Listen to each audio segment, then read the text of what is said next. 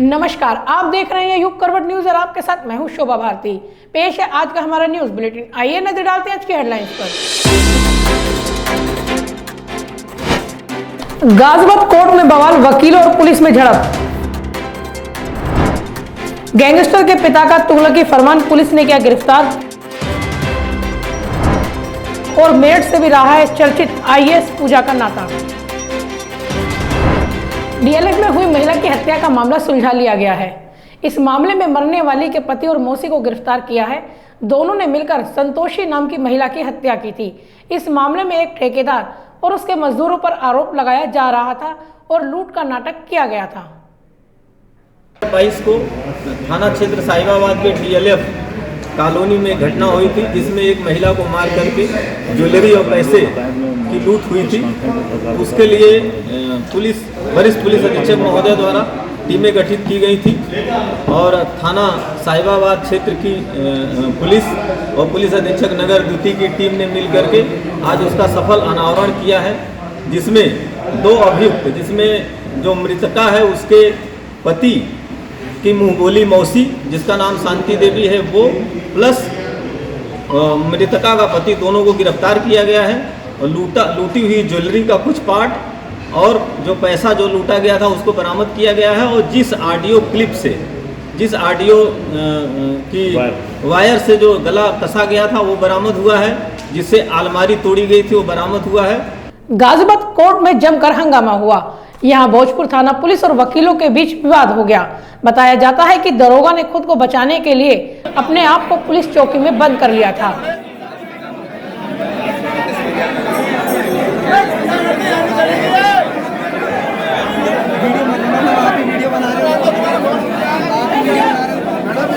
जिस गैंगस्टर की 7 साल पहले हत्या कर दी गई थी, उसके पिता की हनक अभी तक गई नहीं है।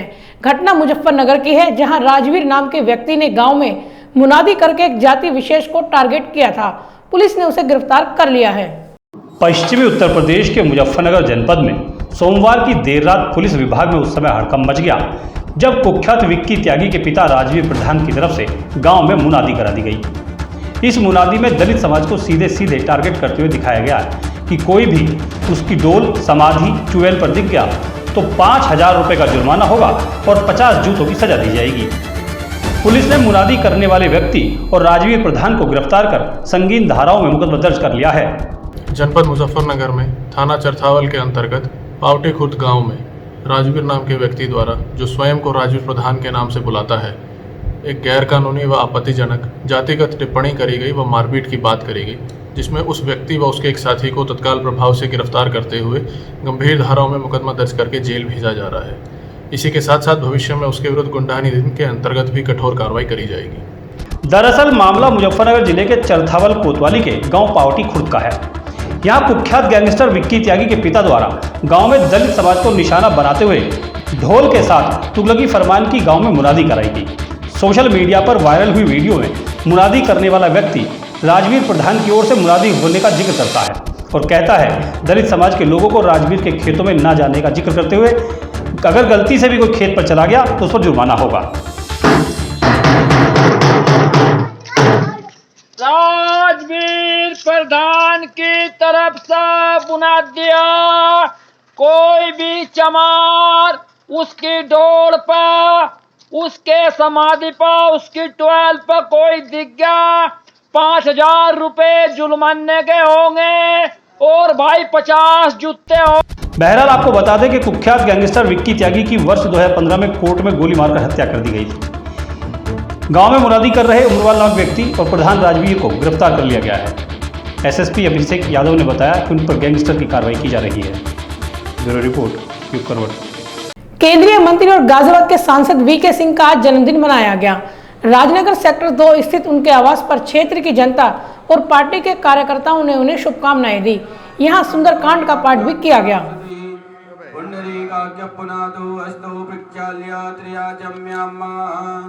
केशवाय नमः, माधवाय नमः, नारायणाय नमः, अस्तु वृक्षाल्य ऋषिकेशाय नमः।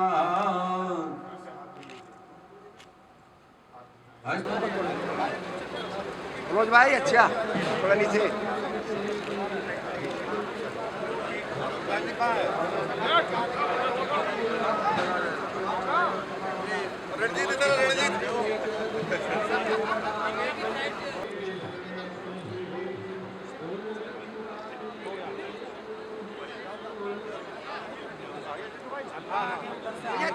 थोड़े करके साइड होते रहो बस, क्योंकि भीड़ मत आओ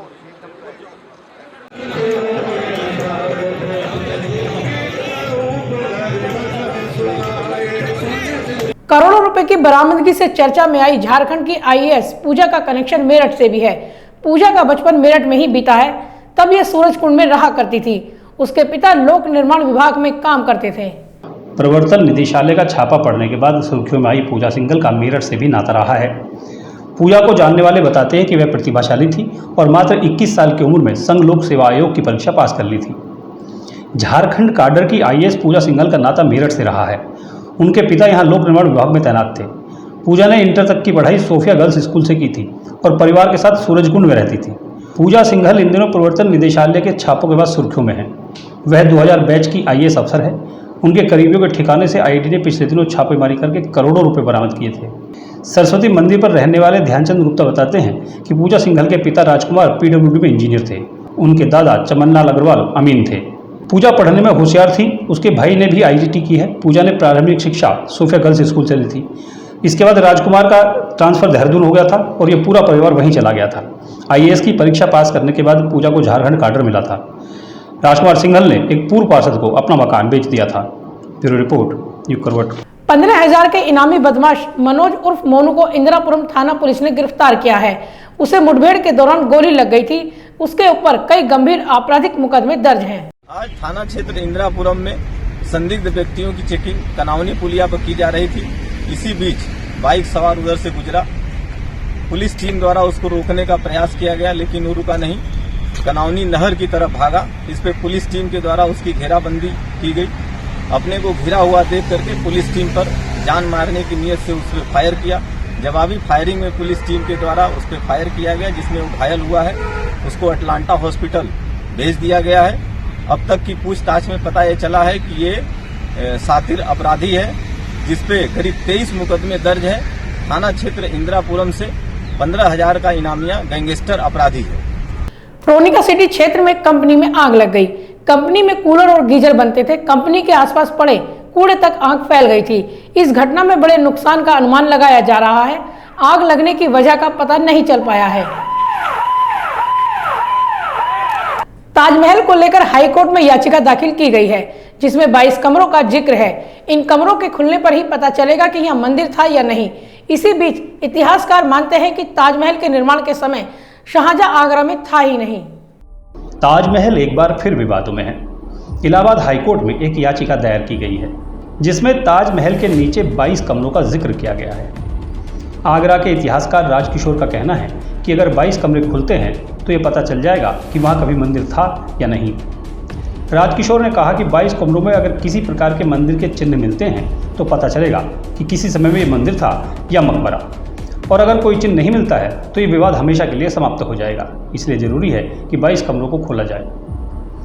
ताजमहल के नीचे बने 22 कमरों तक जाने के लिए पहले रास्ता था, लेकिन 45 साल पहले एएसआई ने रास्ता बंद कर दिया था। उन कमरों में क्या है, ये रहस्य अब तक नहीं खुल पाया है। ताजमहल के इन 22 कमरों को खोलने के बाद यहाँ के जुड़े सभी रहस्य बाहर आ जाएंगे। जिस वक्त ताजमहल का निर्माण हुआ था उस वक्त शाहजहां दक्षिण भारत में था। मुमताज़ भी उसके साथ थी। बुरहानपुर में मुमताज़ की मौत हुई थी। शाहजहां का बेटा सूजा मुमताज़ के शव को लेकर आगरा आया था। पहले मुमताज़ को ताजमहल की मुख्य इमारत और संग्रहालय के बीच में दफन किया गया था। 6 महीने बाद उसके शव को मुख्य मकबरे में दफन कर दिया गया था। राजकिशोर ने सवाल उठाया कि जब इतनी बड़ी इमारत का निर्माण हो रहा था तो शाहजहां ताजमहल में क्यों नहीं था। हो सकता है ताजमहल इमारत का निर्माण पहले हुआ हो और शाहजहां ने उसमें कुछ बदलाव कराया हो। इतिहासकार बताते हैं कि ताजमहल जिस जगह पर है वह जयपुर के राजा मानसिंह की संपत्ति थी। शाहजहां ने मानसिंह के पोते राजा जयसिंह को ताजमहल के बदले 4 इमारतें दी थीं। इतिहासकारों के पास वो फरमान भी है जिसमें ताजमहल के निर्माण के लिए 230 बैलगाड़ी संगमरमर लाने का जिक्र है। ब्यूरो रिपोर्ट यूं करवट। एसपी देहात के एसओजी और लोनी बॉर्डर थाना पुलिस संयुक्त रूप से चेकिंग कर रही थी। इसी बीच उनकी मुठभेड़ हो गई, जिसमें एक बदमाश घायल हो गया। बदमाश की पहचान इमरान के रूप में हुई है। उसके ऊपर लूट और चोरी के मुकदमे दर्ज हैं।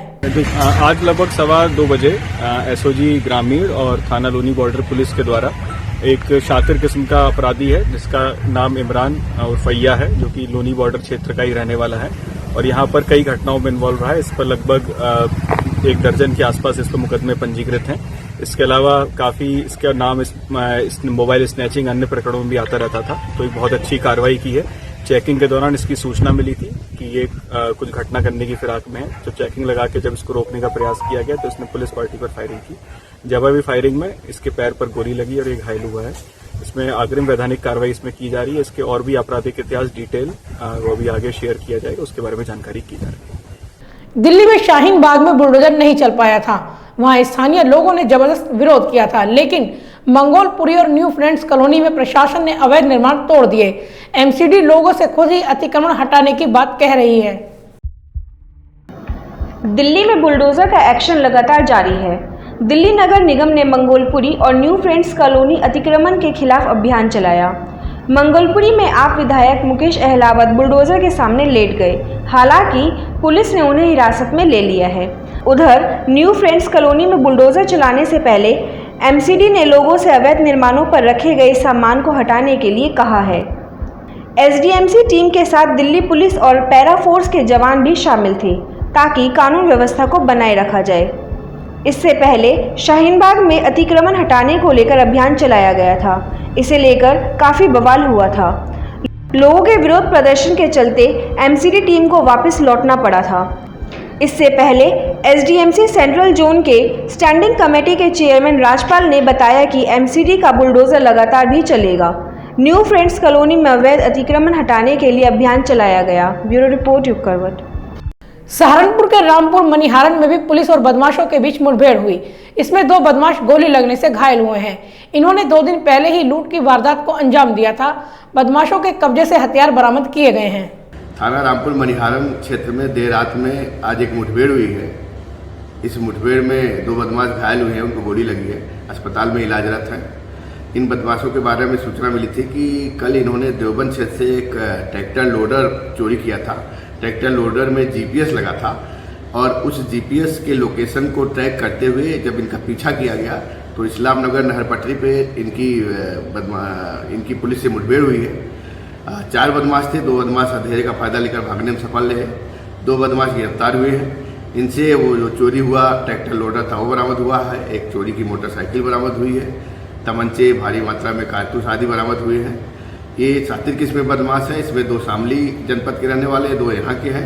इनसे गहराई से पूछताछ की जा रही है और इनके आपराधिक इतिहास का पता किया जा रहा है। तो फिलहाल आज के लिए इतना ही। गाजियाबाद और आसपास की खबरों के लिए देखते रहिए युग करवट और विस्तार से खबरों को जानने के लिए पढ़िए युग करवट न्यूज़पेपर। सब्सक्राइब कीजिए युग करवट। नमस्कार।